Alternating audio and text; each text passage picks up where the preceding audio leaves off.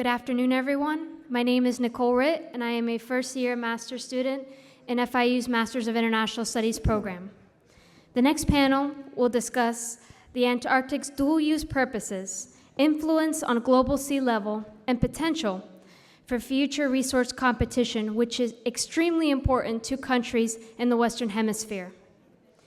It is an honor to present to you our panelists: retired Colonel Carlos Flesia of the Argentine Army, and he was invited by the Taeda Foundation; Mr. Juan Ignacio Canepa, Academic Secretary at the Taeda Foundation; and Mr. Juan Pablo Toro, Executive Director of the Athena Lab.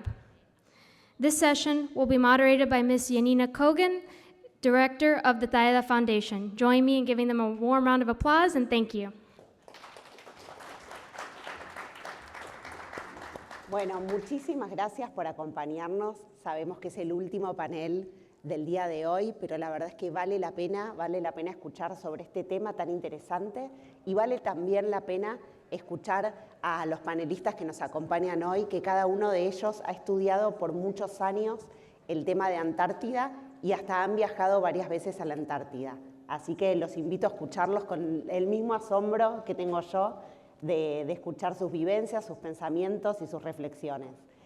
Ya los presentaron, así que bueno, la primera pregunta que quería hacerle a Nacho es desde su punto de vista periodístico, ¿cuál es su visión sobre la Antártida? ¿Qué nos puede contar? ¿Y por qué 2048 se habla de que es un año clave? Bueno, es largo. Bueno, gracias por estar en esta hora, a esta altura de la jornada. Creo que es fundamental poner un ojo en la Antártida. Nuestra revista, desde el primer número, publicó una nota sobre la geopolítica de la Antártida. Estoy hablando de septiembre de 2005, hace 20 años. Y la cosa se fue incrementando. Bueno, hay un reconocimiento, un shout-out, como dicen acá, al director y al editor de aquella época por poner el foco ahí. Pero a lo largo de estos 20 años, la dinámica se fue incrementando y están pasando cosas importantes en la Antártida. Y un poco lo que da la posibilidad de ver el archivo de una revista especializada, bueno, el archivo periodístico en general, uno puede ir viendo cómo el tema va apareciendo cada vez más frecuente, en boca de actores o de decisores. Sin ir más lejos, las dos últimas visitas de los jefes del Comando Sur a Argentina visitaron Ushuaia, visitaron Punta Arenas, entonces está pasando algo ahí. Y miren que pasan cosas en el mundo, digamos, lo escuchamos a lo largo de estos 2 días, pero los programas antárticos se siguen manteniendo, están creciendo, entonces hay amor por la ciencia, pero también hay algo más que alimenta todo esto. Si vamos a los hechos concretos, la Antártida no se entiende sin el Atlántico Sur y viceversa. Ahí hablamos del tráfico marino a nivel mundial. Tal vez hoy no es tan sexy como el Indo-Pacífico, pero eventualmente, si las cosas se ponen malas, el paso antártico al sur de Argentina y Chile va a cobrar otra relevancia. Ayer escuchábamos al ministro del Canal de Panamá. Bueno, ¿qué pasa si se cierra el Canal de Panamá por problemas medioambientales, políticos o por lo que fuere? Él habló de otros competidores, pero no se refirió ni al Canal de Magallanes ni al pasaje de Drake, por donde naturalmente irían las flotas. Y hablando de flotas, un segundo punto es la pesca. Las grandes pesquerías chinas que vienen por el Pacífico cruzan por el Drake y si bien no ingresan al segmento antártico per se, digamos, se puede mantener al norte del paralelo 60, bueno, eventualmente también viene, eso también cobra relevancia. Después, bueno, por un tema de cambio climático, de agotamiento de recursos o de hambre de nuevos recursos por nuevas tecnologías, que también escuchamos mucho en estos días. qué zona prístina y llena de recursos nos queda en la Tierra, tal como la Antártida. Y después también podemos enfocarlo por el otro lado, no por los conflictos, sino como las resoluciones de conflictos. Seguramente acá los colegas se van a referir a eso, pero el Tratado Antártico y el sistema del Tratado Antártico es un ejemplo de resolución de conflictos complejos. Recordemos que hay 7 reclamos de soberanía sobre la Antártida, algunos muy superpuestos. Entonces hay ahí también una llave para mirar esta segunda mitad del siglo XXI. Bueno, y en ese punto, Janina, preguntabas por 2048, no es que cae el sistema, el Tratado Antártico, como comúnmente claro, porque se mucha dice. gente uno escucha que dice que vence. Lo que se abre es la posibilidad de revisión del Protocolo de Madrid, que también es una manera de que caiga, porque el Protocolo de Madrid es lo que pone la cota sobre la explotación de recursos en la Antártida. Entonces, con que uno de los miembros del tratado lo ponga a revisión, bueno, ya, y pensemos qué pasaría si eso cae y uno empieza a minar en un territorio que tiene un reclamo soberano de otro país. Bueno, entonces, el 2048 lo que puede ser es que acelera un poco estas tendencias que estamos describiendo. Y un último punto podría ser lo espacial. Digo, la Antártida tiene una posición muy importante, creo que Juan Pablo después va a hablar de eso, para mirar el espacio, pero también para probar tecnologías y prepararnos para la carrera espacial que está en marcha. Digo, en Argentina en la Antártida Argentina hay un estudio de sueño que se hace en la base Belgrano 2 pensando en la conquista de Marte. Entonces, cómo es estar en situaciones de aislamiento extremo, en condiciones extremas en condiciones. Así que la Antártida sí es un territorio frío, pero está caliente, digamos, ¿no? Más o menos. Volviendo al tema del tratado, Carlos, ¿nos puedes contar un poco más sobre el sistema de gobernanza antártida? Sí, cómo no, con mucho gusto. Antes de comenzar, quiero agradecer a la Florida International University, a la Fundación TAEDA por invitarme a participar y a poder expresarme en este ámbito y por colocar a la Antártida en la agenda que no es muy común, muy habitual. Como antecedente tenemos que pensar que a finales del siglo XIX, en el Año Geofísico Internacional, se determinó que la Antártida era el último continente por conocer y se promovió una serie de expediciones que luego fueron paradigmáticas y que permitieron a la Sociedad Geográfica Internacional y a los científicos empezar a conocer la Antártida. Y en esas expediciones Argentina tuvo un rol fundamental apoyándolas, dándole soporte a cada una de ellas, y como resultado terminó recibiendo como contraprestación un laboratorio en la base Orcadas que tomó la Argentina y comenzó a ocupar el 22 de febrero de 1904, y desde ese momento Argentina tiene presencia permanente en la Antártida.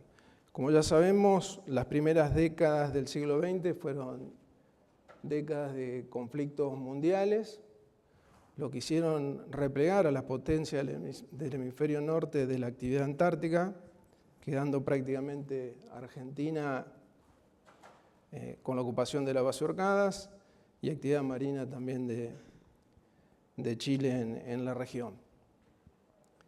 Solucionado ya el conflicto bélico de la Segunda Guerra, renace el interés por la Antártida y ahí comienzan una serie de tensiones, algunas en el sector de la Antártida sudafricana, donde Alemania había realizado algunas actividades, pero fundamentalmente en el cuadrante sudamericano, al sur de Argentina y de Chile, particularmente con tensión entre Argentina y el Reino Unido, llegando incluso a algunas escaramuzas armadas.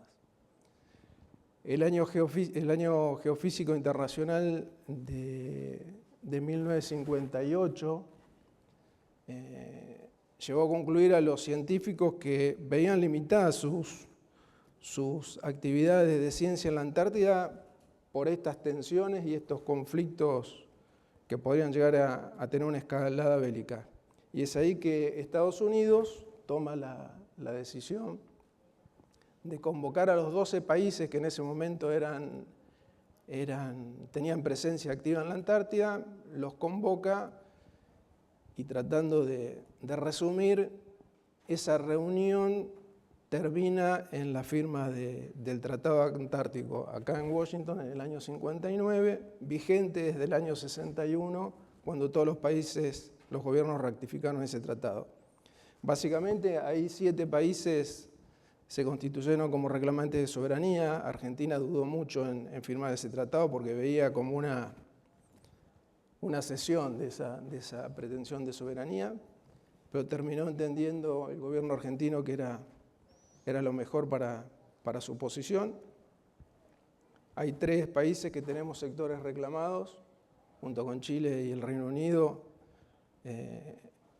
Tenemos un acuerdo con Chile que nos reconocemos como país los sectores no superpuestos y el resto de los países reclamantes no tienen entre sí sectores reclamados y se reconocen entre ellos los sectores de reclamación. Hay pequeños sectores de la Antártida no reclamados por ningún país y Estados Unidos y en ese momento la Unión Soviética se reservaron el derecho a reclamar cuando lo consideren oportuno cualquier sector de la Antártida.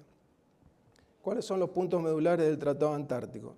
Lo primero, evitar las pruebas nucleares, que en ese momento estaban muy de moda, evitar las pruebas nucleares en la Antártida, evitar el uso de armas, no así de las Fuerzas Armadas, pero solamente con una función logística de apoyo a la ciencia, la cooperación científica, abrir las bases y los buques a control y a inspecciones. Ese es un punto muy importante del Tratado Antártico. Todas las actividades están sujetas a control de otros actores miembros del tratado. Eso se cumple. Y se resguardaba la cuestión de la soberanía poniéndola ahí en un paraguas protector. Así empieza a funcionar el tratado con reuniones bianuales a partir de ese año, sin tener una autoridad, sino que todas las decisiones se toman por consenso pleno entre los miembros integrantes del Tratado Antártico, y a medida que fue pasando el tiempo, la situación del manejo de la Antártida, la gobernanza se comenzó a complejizar. Se firmó la Convención para la Protección de Focas Antárticas en el año 72. Hubo una presión muy grande de algunos países liderados por India para que el Tratado Antártico y el manejo de la Antártida, digamos, quede bajo la órbita de Naciones Unidas. Eso no progresó, esa gestión, esa idea de India, liderada por India, no progresó. Y terminó India incorporándose al Tratado Antártico en 1980. Y en 1984 se incorpora otro actor central global, como es China. Dentro del SCAR, que es el comité que congrega a todos los institutos antárticos del mundo, se había conformado un pequeño grupo para coordinar toda la logística de las expediciones científicas. A medida que se fueron sumando países, esa logística fue cada vez más compleja y dio lugar a la creación del COMNAP, que es una organización que nuclea a los programas antárticos nacionales buscando cooperación y hacer más eficiente la logística y el empleo de los recursos económicos. Y en el año 1982 se firma en Australia la Convención para la Conservación de los Recursos Vivos Marinos Antárticos, que también pasó a ser a partir de ese momento un punto central del Tratado Antártico. Y también en esta época, ya en los 80s, las reuniones bianuales pasaron a ser anuales.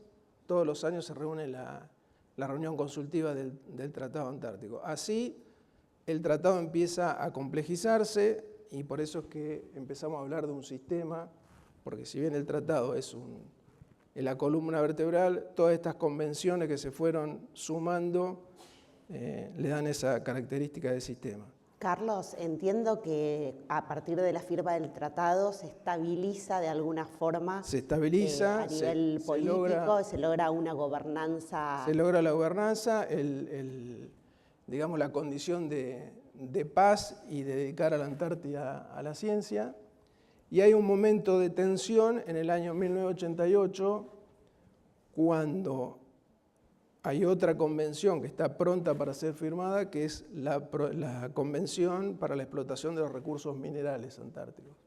Esa convención estaba lista para ser firmada en Nueva Zelanda y por la falta de apoyo de Nueva Zelanda y de Francia, esa convención cae y es, digamos, la causa por la cual luego en la próxima reunión de Madrid se firma el Protocolo de Protección del Medio Ambiente de Madrid, que es otra parte central del sistema de gobernanza. Del sistema de Ahora, de a gobernanza. partir de ese momento que se empiezan a estabilizar las relaciones en la Antártida, ahora me gustaría preguntarle a Juan Pablo Toro, ¿cuáles son los factores que están cambiando el statu quo después de esa estabilidad que se había logrado? Bueno, muy buenas tardes. Primero que nada, muchas gracias al Jack D. Gordon Institute de la FIU por la invitación y por supuesto a la Fundación Tadea para compartir este panel con tan distinguidos invitados.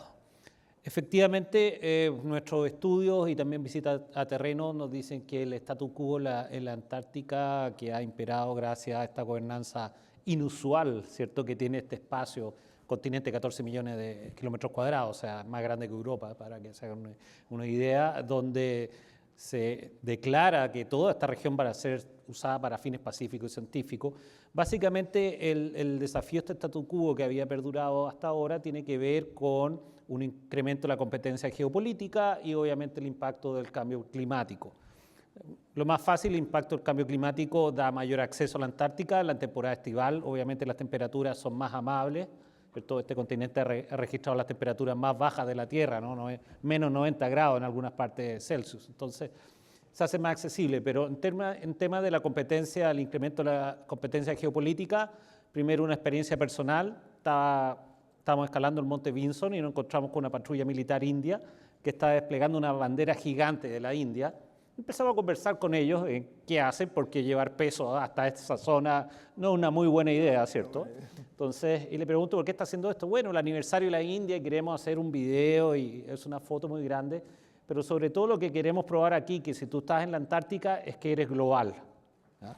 Entonces, es una muy buena explicación y efectivamente cada vez que uno va a la Antártica se encuentra con gente como, no sé, los turcos que están haciendo un programa y que yo sepa, la geografía dice que los turcos están en el Mar Negro, ¿cierto? Y en el Mediterráneo. Entonces, cada vez hay más actores clavando la bandera. Entonces, eso muestra que hay ambiciones que antes no estaban y que hoy día se están materializando. Segundo, actores que estaban más bien presentes, Estados Unidos, estamos acá, por primera vez en 30 años vuelve a publicar un policy paper sobre la Antártica. El año pasado publicó un policy paper sobre la Antártica que no dice nada nuevo, la verdad, yo lo leí y dice, pero reafirma la vigencia del Tratado Antártico y los principios de uso pacífico y también de uso científico de la Antártica. Entonces, ¿por qué Estados Unidos vuelve a fijar posición? También tenemos China, actor global que quiere ser una potencia polar, ¿cierto? Y China, no contenta con terminar su quinta base, ¿cierto? En febrero de 2024, anuncia ya que quiere hacer una sexta base y vaya donde la quiere hacer, en la parte no reclamada de la Antártica. Entonces eso muestra, ¿cierto?, que hay un incremento de la competencia. Y también los conflictos, ¿cierto? En los paneles se ha hablado de que hay un mundo que está experimentando guerras de nuevo. ¿Cómo se refleja, por ejemplo, la guerra de Ucrania-Rusia a través de la Antártica?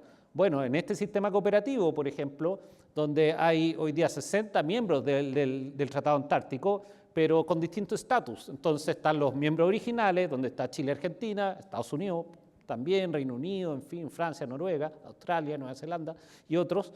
Y hay otros países que tienen carácter consultivo. Bueno, Canadá quiere tener carácter de socio consultivo, Bielorrusia también, lo que le permite ser parte de la discusión y hacer propuestas. ¿Qué pasa?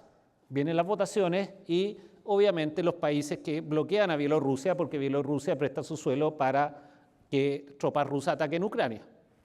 Y por otro lado, ¿cierto?, ya que Rusia no logra que su socio Bielorrusia entre como consultivo, también se bloquea la aspiración de Canadá. Se argumenta que esto es porque tiene que haber instalaciones, que tiene que haber investigación científica, etcétera, etcétera. Pero el argumento real que vemos que la guerra de Ucrania también contamina incluso el diálogo antártico. Entonces ahí tenemos competencia geopolítica y tenemos cosas curiosas. Se ha hablado de Irán en esta conferencia. Bueno, el año pasado, antepasado, pasaron 2 buques de la Marina de Guerra iraní por el Estrecho Magallanes.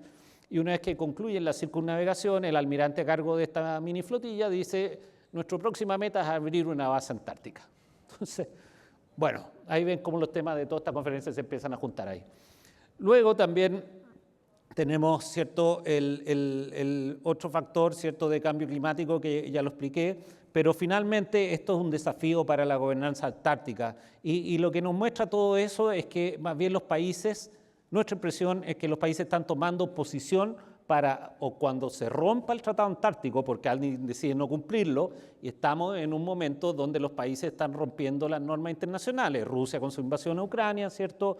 Y hay países que, por ejemplo, los países bálticos que deciden salirse del tratado, ¿cierto?, de la convención que prohíbe la instalación de minas antipersonales porque tienen miedo, ¿cierto?, a Rusia. Entonces, vemos que el orden internacional basado en reglas se está degradando y esto obviamente podría afectar a la gobernanza antártica, y si el tratado no se rompe, puede que un día deje de ser relevante también, porque no sabemos en qué va a derivar el mundo. Entonces, esos son los 2 factores: cambio climático, competencia geopolítica, y a los países que estamos en la Antártica y que somos signatarios del TPA o del STA, el Sistema del Tratado Antártico, nos debe preocupar y creo que llevar a trabajar de forma conjunta. Bueno, hablamos del tratado, hablamos de cooperación, hablamos de conflicto. Nacho, te quería preguntar por el pasado, de si hubieron enfrentamientos en el pasado antes del tratado, y cómo ves para adelante cuáles pueden ser las nuevas fricciones o puntos de conflicto. Okay. Sí, es interesante porque, bueno, retomo como terminé. La Antártida parece un lugar frío, pacífico, pero pues fue bien caliente hasta la firma del tratado. Tiene algo de lejano oeste, ¿no? Por los pioneros, la cosa media de prepo, ahí el que llega primero gana. Y bueno, podríamos identificar, no sé, un momento justo cuando arranca la Segunda Guerra Mundial o previo, cuando la Alemania nazi hace una campaña antártica para reclamar, para poner bandera en un territorio que era de los noruegos y bueno, los británicos pusieron el ojo, ¿qué está pasando acá? Es más, eso trajo a los Estados Unidos a también mirar y decir, aplicar un poco de doctrina Monroe ahí, ¿no? Las cosas de América para los americanos y alejar a los actores extrarregionales de alguna forma. Y lógica que después se continuó en la Guerra Fría, ¿no? Pero bueno, en este momento, al principio de la Segunda Guerra, los alemanes hicieron una campaña de corso en las islas subantárticas. Tenían una serie de barcos, 5 barcos, el Atlantic, el Penguin en alemán, no Penguin, así que, bueno, y otros más. Pero especialmente este segundo atacaban balleneros noruegos e ingleses. Hay que acordarse que a mitad de siglo el aceite de ballena era un insumo muy importante, más aún en guerra. Y bueno, capturaron este barco Penguin hizo la captura de barcos más grandes de la guerra. Creo que como 11 barcos entre balleneros y los arponeros, hundió 2 buques, y lo que hacían dejaban instalaciones logísticas en algunas islas como para ir controlando el paso de buques desde el teatro de operaciones Pacífico hacia el Atlántico. La respuesta de Inglaterra fue cañonear unas instalaciones en Isla Decepción, o sea, hubo cosas. Y la segunda, bueno, algo adelantó Carlos, después de la guerra, del 45 al 50, 52, hubo un ida y vuelta de primerearse entre Argentina, el Reino Unido, y Chile también, Chile y el Reino Unido. Como les decía antes, ahí el que llega primero gana, entonces era medio gato y ratón. Uno llegaba, ponía elementos de soberanía, alguna instalación, bandera, placa. Cuando se iba y venía el otro, lo destruía, le ponía el otro. Bueno, pero esto llegó a un punto en el 52 en que los británicos iban a desembarcar en Isla Esperanza para rearmar una instalación que se les había quemado en el 48 y había ahí un destacamento argentino al que se le dio la orden de resistir con fuerza el desembarco. Entonces, iban 12 británicos a desembarcar y se les tiró con ametralladora por arriba. Hay distintas historias, que si hubo escaramuza o no, pero lo concreto es que se abrió fuego en la Antártida, no desembarcaron. Bueno, el ida y vuelta se manejaba muchas veces con cartas de protesta, diplomacia encontrada. Todo esto estamos hablando antes del tratado. Antes del tratado. tratado, Ahora para adelante, para el futuro. Exacto. ¿Qué otros puntos de fricción ves? Bueno, igual esto puede servir como ejemplo para que algo que pasa mínimo explote en algo grande. Bueno, para adelante creo que se estuvo hablando y es interesante, yo pensaba algo parecido a lo de Juan Pablo escuchando todas las charlas. Creo que todo lo que escuchamos acá tiene su capítulo antártico, de alguna manera. Bueno, el avance de China desde el 84-85 en la instalación de bases puede mirarse con ese recelo por cómo pusieron 3 bases linealmente yendo hacia el Polo Sur, donde está la base de Estados Unidos. Esto no sé, habría que ver expertos si tiene que ver con control aéreo o hemisférico. Y después, acá un amigo en estos días también me contaba que en la inteligencia chilena detectó que en las grandes flotas pesqueras de pesqueros chinos identificaron 1 o 2 barcos que hacen relevamiento oceánico, uno particularmente enfocado en el estudio del krill. El krill es la base de la cadena alimentaria marina, fuente de proteínas, y recordemos que los recursos en el mar son recursos vivos 2 veces, porque son vivos, pero se van desplazando y no reconocen fronteras. Entonces, ahí puede haber algún punto, digamos, de pesca que se sobrepase hacia la parte antártica, intereses de decir, bueno, esto ya no sirve más, digamos, ir forzando el tratado desde diferentes ángulos. Alguna chispa puede prender en algo que desencadena otras cosas que, bueno, no sabemos, es hacer futurología. Tal vez, si Tom Clancy estuviera vivo, algún futuro libro arrancaría en Isla Decepción, base tal, Antártida Argentina, no sé, y ahí pasa algo que después revienta en un conflicto mundial, digamos. Carlos, ¿vos querías aportar algo a este tema? Sí, lo que quería decir que una característica del sistema es que, primero, que es muy alto el estándar de tomar todas las decisiones por consenso pleno. Los miembros ya son 29, los miembros que votan son 29 países, 29 programas antárticos, si bien son 60, el resto, digamos, declaran su interés por la Antártida, pero no tienen voto en el tratado. Y un punto que yo creo que va a ser de conflicto va a ser el momento en que algún actor del tratado o no decida involucrarse con la explotación de los recursos minerales. Hay una cuestión central y una debilidad del sistema, es que no existe un poder de policía. O sea, todos los acuerdos y las exigencias son cumplidas por voluntad de cada uno de los actores, pero no hay una instancia de control, de supervisión o incluso de remediación.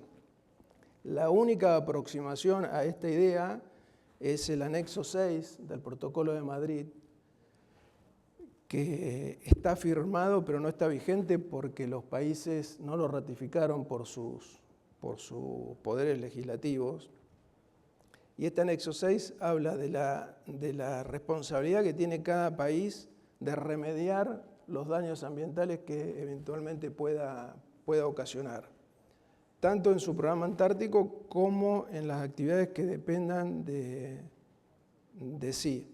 Por ejemplo, el turismo, que también es una actividad que está muy, digamos, observada, con media biblioteca que lo apoya como educador y como difusor de la problemática antártica, y media biblioteca que lo ve como contaminante. Pero vuelvo al anexo 6. No está vigente y es la única aproximación del sistema a establecer una autoridad de control para remediar los daños ambientales. Así que bueno, esa es una debilidad del tratado. Y quería decir que no solo un país es responsable de lo que hacen sus científicos, sino, por ejemplo, son 50 empresas las que tienen programas de turismo en la Antártida. Cada una de ellas tiene que ser, digamos, autorizada por uno de los países miembros del tratado. Entonces, si un crucero ocasiona un daño ambiental y ese crucero fue autorizado por el programa antártico, supongamos argentino, esa responsabilidad pasa a ser del Estado nacional. Y es por eso que no progresa la firma del anexo 6. Bueno, estamos hablando de los desafíos en la Antártida, pero me gustaría que pudiéramos desarrollar un poco cuáles pueden ser las oportunidades para Argentina, para Chile, para nuestros países. Bueno, acá viene la parte linda. Viene la parte linda de la película. No, las oportunidades yo las divido en dos grupos. El primer grupo de oportunidades lo veo en las cuestiones más prácticas.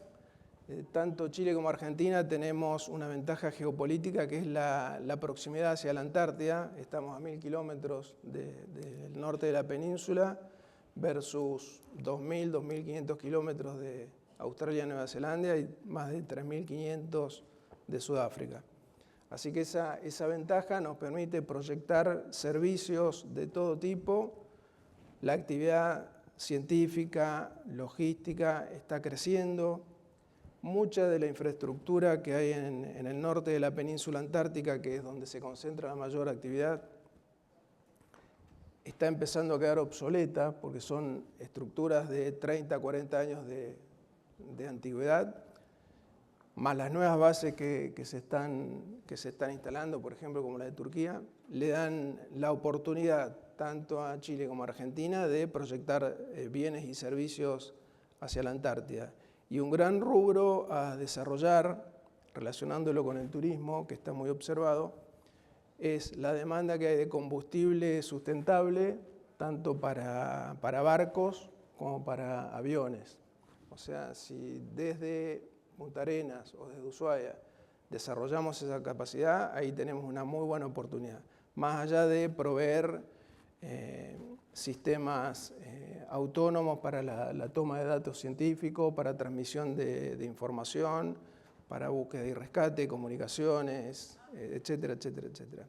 tratamiento de residuos también es otra gran oportunidad. Poder ofrecer un servicio de recolección de residuos y tratamiento en lugares próximos y evitarle a los países tener que devolver sus residuos hasta el hemisferio norte también es una gran oportunidad. Eso en el plano práctico, pero la que yo quiero dejar planteada acá y la que considero más interesante es que más allá de las limitaciones o las dificultades o las imperfecciones que pueda tener el Tratado Antártico, creo que es un gran caso de éxito para evitar conflictos y para conservar a un continente espectacularmente hermoso y valioso como regulador del clima mundial, como contenedor de información valiosa para todo el planeta. Tomar este Tratado Antártico como modelo, y me tomo de una definición que habla de la Antártida como un gran laboratorio social y un microcosmos político. ¿Por qué? Porque aquel que tiene la oportunidad de llegar a la Antártida entiende que cada uno de nosotros somos mínimos ante la naturaleza, se vuelve vulnerable ante la inmensidad, ante el riesgo que significa estar en la Antártida, y rápidamente empieza a comprender que su supervivencia depende de los demás y de que pueda entender cómo funciona la naturaleza y subordinarse a lo. Entonces creo que ese es un contexto que nos permitiría formar nuevos líderes que tengan esa conciencia por lo sustentable, por la cooperación internacional, por la complementación y para lograr soluciones acordadas, consensuadas y evitando la violencia como herramienta de solución de los conflictos. Y esto lo contás por tu experiencia personal de haber vivido Lo cuento tantos años. por mi experiencia personal. Por mi experiencia personal de haber estado muchos años con grandes amigos chilenos, grandes amigos ingleses de distintos países y teniendo la oportunidad de... Porque además no estabas solo, fuiste con tu familia. Sí, fui con mi familia en el año 2003. La base Esperanza es una base que fue concebida por la Argentina como un pequeño pueblito. En la década del 50, en la concepción de tenerla como una herramienta de soberanía, que es un pequeño pueblito más de la Argentina. Hoy yo creo que esa concepción podría mutar a que la base Esperanza sea un campus universitario dando Otra oportunidad que se otra puede señalar. oportunidad y que sea un faro de esto, de formar nuevos líderes, de cooperación, etcétera, etcétera, etcétera. Bueno, Juan Pablo, no sé si querés agregar algo más sobre todos los temas que estuvimos hablando, cooperación, desafíos, oportunidades, conflicto. Sí, efectivamente, bueno, primero coincido con Carlos, o sea, la cooperación que se hace en la Antártica muchas veces se da más por supervivencia que por política, ¿no? O sea, uno realmente es un ambiente hostil para el ser humano y eso implica que es un continente que se descubre y no está poblado, ¿no? El Ártico tiene pueblo originario, acá no había gente y hay sus razones, ¿no? Comprensible, entonces compartir un poco esa experiencia. Y efectivamente hay oportunidades para desarrollar, pero tampoco tenemos que ser ingenuos en este mundo. O sea, los países que somos signatarios del tratado y que creemos en el orden internacional basado en reglas, creo que la mejor opción para nosotros, Australia, Argentina, Reino Unido, Chile, incluso con reclamaciones superpuestas, es colaborar para que se mantenga vigente este tratado, pero tampoco tenemos que ser ingenuos donde nosotros empoderemos a potencias revisionistas dándoles todas las facilidades para que lleguen a la Antártica, siendo que somos los países más australes del mundo. Entonces, yo celebro que el presidente Milei haya en el fondo cambiado esa casi posibilidad de que China expandiera una base, ¿cierto?, ahí en Ushuaia, y hoy día más bien hay una instancia de cooperación con Estados Unidos. Entonces, tenemos que tener cuidado, no podemos ser ingenuos tampoco en la Antártica, por más que haya un espíritu cooperativo. Entonces, oportunidades sí, Chile y Argentina tienen por lo demás una patrulla antártica combinada, ¿cierto? Patrullamos juntos, Y tenemos que también, yo creo que una de las cosas que tenemos que mejorar nosotros, yo tomo este concepto del ámbito marítimo que me es más cercano, ¿no? El MDA que se ha hablado, que es el Maritime Domain Awareness. De hecho, el comandante de Southcom, el almirante Halsey, dijo los países necesitan más MDA, ¿no? Bueno, yo creo que necesitamos nuestro Antarctic Domain Awareness, necesitamos mejorar, ¿cierto?, nuestra conciencia situacional de qué está pasando dentro de la Antártica. Porque uno de los desafíos que tenemos es el uso dual de las instalaciones. Efectivamente, el tratado dice que las instalaciones son para uso científico. Ok, pero tiene instalaciones que tienen antenas y que tienen ciertos dispositivos de comunicación satelital que pueden ser ocupados para un doble propósito. El ejemplo más claro es los sistemas de posicionamiento global, como el famoso GPS, ¿cierto? Pero hay mucho más, GLONASS de los rusos, Beidou de los chinos, en fin. Requieren y ocupan estas instalaciones para tener más precisión. Y efectivamente el GPS es muy útil para nuestras vidas cuando salimos a correr o ocupamos el Waze, ¿cierto?, para llegar hasta acá, pero también para la navegación militar o los ataques de precisión, también son necesarios esos sistemas de posicionamiento global. Entonces, ¿cómo mejorar nuestro conocimiento de qué está pasando al interior de la Antártica? Y efectivamente, ¿qué pasa si se rompe el tratado? No hay mecanismos para, ¿cierto?, sancionar a los países que un día de mañana lo rompan. Pero sí hay un régimen de inspecciones que se puede hacer y promocionar, y creo que una de las reuniones del Tratado Antártico hay países que ya están empezando a idear la idea de que haya una nueva oleada, por decir, de inspecciones en torno a las bases antárticas para realmente entender qué está pasando adentro y qué tipo de actividades se hacen. Porque lo que pasa es que los países declaran lo que hacen y eso queda registrado en la Secretaría General del Tratado Antártico, que está basada en Buenos Aires. Entonces, si uno entra a la página web, dice tal país hizo esta actividad. Opera la buena fe. Pero también en este mundo de competencia y donde de degradación del orden internacional sería bueno hacerle un doble clic a eso justamente para entrar y con inspectores a las bases que se pueden conformar con los miembros del tratado para ver efectivamente qué ocurre y ver si hay amenaza al tratado, si hay uso dual de tecnologías y evidentemente proteger, ¿cierto?, la Antártica de las amenazas que se están conjugando y tratar de explotar la parte de las oportunidades. Tú hablabas de recursos, ¿cierto? Tú también, de que los peces, el krill no se mueve. Bueno, una de las cosas que vemos, por ejemplo, que hay coordinación diplomática de China y Rusia, cuando países como, esta es una iniciativa que hicimos Argentina, España y Chile, dijimos, bueno, creemos áreas marítimas protegidas en torno a la Antártica, para justamente que no haya explotación pesquera, porque la verdad lo que se puede explotar de la Antártica en materia de recursos son recursos biológicos, lo más fácil, minería se puede, pero mucho más difícil. Pero cada vez que proponemos este tipo de iniciativa, ¿cierto?, de protección ambiental, Rusia y China vetan la iniciativa.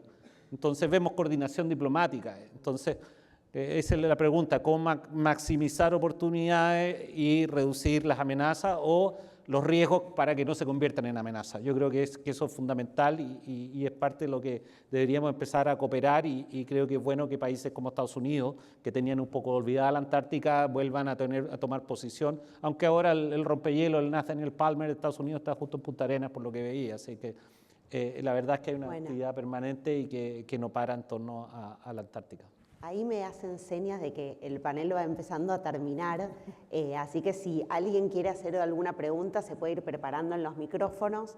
Los invitamos a hacer alguna pregunta más y de alguna forma mientras van haciendo alguna pregunta les quería decir, Nacho, hemos compartido de asistir a esta conferencia de seguridad hemisférica ya durante varios años.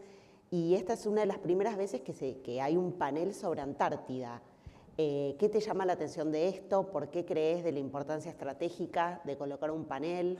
Bueno, es un poco lo que venimos hablando, pero bueno, retomando el principio que yo decía de cómo se van viendo las menciones, esa nube de tags que cada vez es más grande con la Antártida. Hace 2 años una persona del World College había visitado la Antártida y vino y contó su experiencia acá. Bueno, hoy tenemos un panel completo armado de esto que bueno, muy agradecido de que nos hayan invitado a contar nuestra experiencia, bueno, como decían ustedes, tan cercana al continente antártico. Somos nosotros los que tenemos que contar esto. Entonces, bueno, que esté ocupando espacio en esta grilla tan grande y apretada, habla de que está pasando algo. De que se está generando interés. Vamos con una pregunta. Soy un poquito alto, perdón. ¿Qué tal? Buenas tardes. Horacio Werner de la Fundación Agenda Antártica. Así que, bueno, primero agradecer a los organizadores del evento. En este último punto que mencionábamos, ¿no? Esto de poder poner la Antártida y el Océano Austral en agenda, que quizá un poco resume el desafío de todo lo que hablábamos, ¿no? O sea, creo que aquí el panel tocó múltiples temas, desde pesca, de geopolítica, de intereses mineros, uso doble propósito, de tecnología, y bueno, podríamos discutir y charlar muchísimo.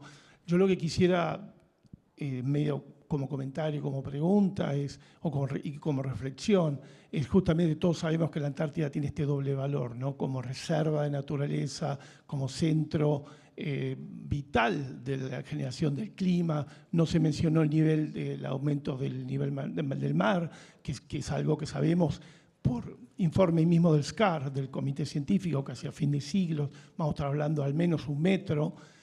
Pero la otra dimensión es esta dimensión justamente geopolítica de ser quizá el Tratado Antártico, Sí. el Tratado de Paz. ¿Cuál sería la pregunta? El Tratado de Paz más exitoso de la historia de la humanidad. La pregunta, ¿cómo hacemos para salir de este entorno antártico, donde los del ecosistema antártico estamos todos de acuerdo, pero donde se toman las decisiones geopolíticas que justamente en los foros de seguridad no es tema?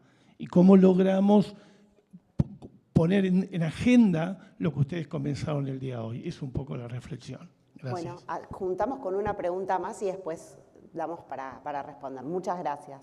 Bueno, muchas gracias, felicitaciones por el panel. Y mi pregunta es, ¿qué espacio existe para los privados y la sociedad civil en el futuro antártico? Bueno, quien desee puede contestar una, la otra, las dos juntas. Bueno, Adelante. yo estoy para contestar las dos. Adelante, adelante.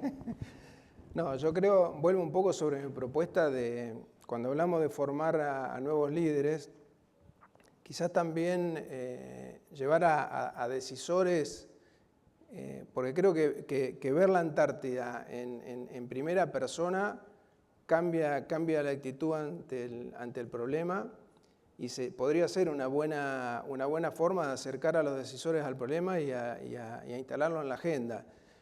La dificultad que tiene la Antártida, que al ser un problema tan complejo y de tanta instancia estratégica, indefectiblemente las decisiones son de largo plazo, son planes de largo plazo, y generalmente la urgencia o el día a día a los decisores los va como bloqueando en esa capacidad de tomar esas decisiones y de colocar la Antártida en la agenda. Creo que está en nosotros el deber, en lo que realmente la conocemos y le damos importancia, en insistir y lograr que sea un tema de interés. Para los privados, creo que ya actualmente tienen un protagonismo extremo. Desde el lado de la ciencia cada vez más y del ambientalismo cada vez más es importante el empleo de la tecnología para el acceso a la información y para desarrollar los programas tanto ambientales, para control de pesca, de los stocks de krill o de fauna, como para conocer qué está pasando en la alta atmósfera o en las profundidades de la Antártida.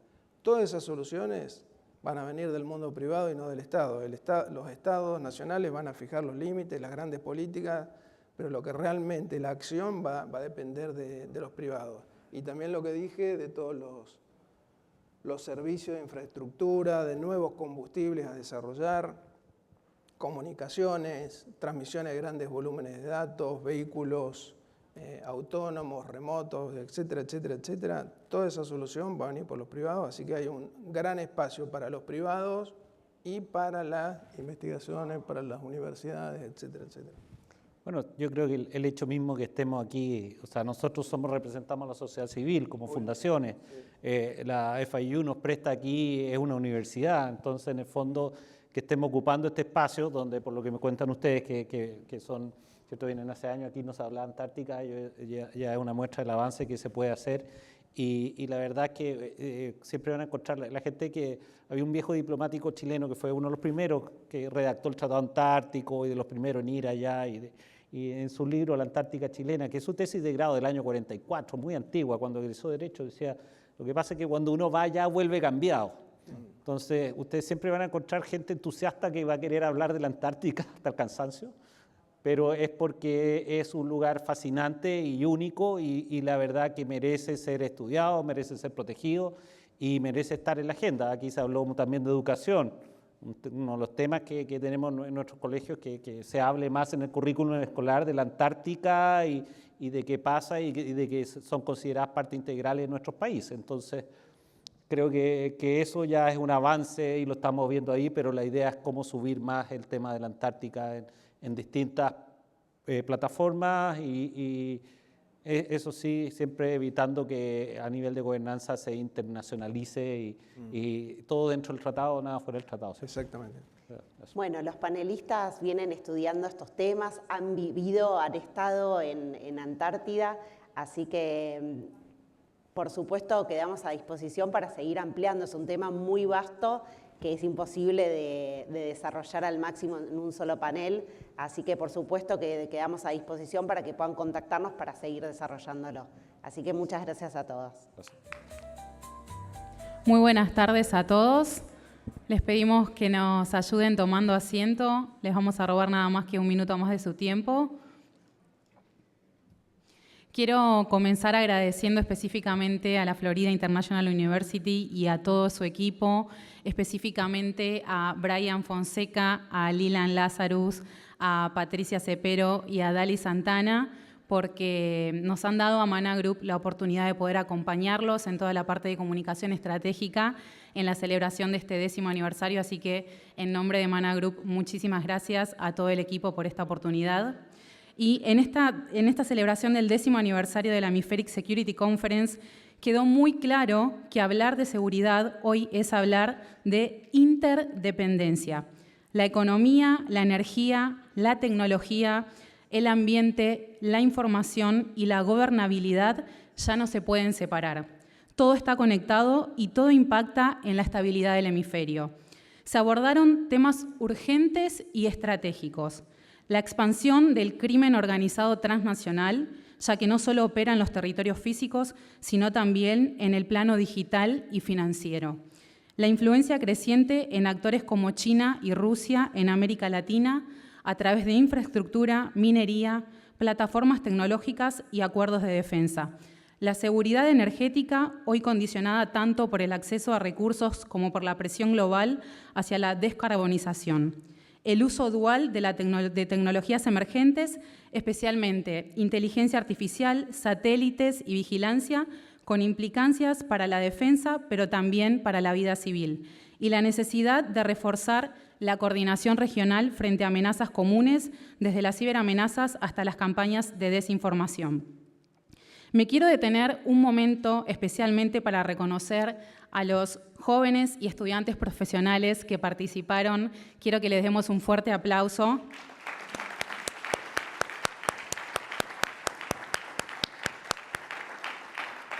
Estos jóvenes nos dan un enorme ejemplo porque ellos no solamente vinieron a escuchar, sino que vinieron a aportar valor, a preguntar con precisión, a tender puentes. Y esa actitud es la que el hemisferio necesita para futuros liderazgos.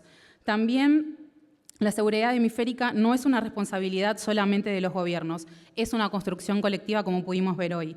Y esa construcción necesita continuidad, voluntad política y capacidad técnica. Nos despedimos de esta edición con una agenda más clara, pero también con la certeza de que la estabilidad regional requiere menos competencia entre los sectores y más colaboración efectiva. Nos vemos en la próxima edición con más retos, pero también con más soluciones concretas. Muchas gracias.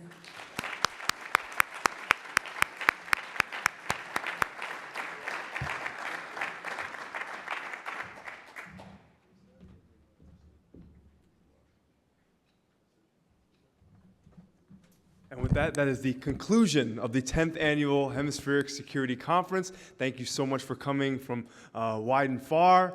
And thank you so much, and hope to see you again next year. The very last thing that we should all do is to take a photo together outside. So please join us right outside in the lobby for a group photo. Thank you.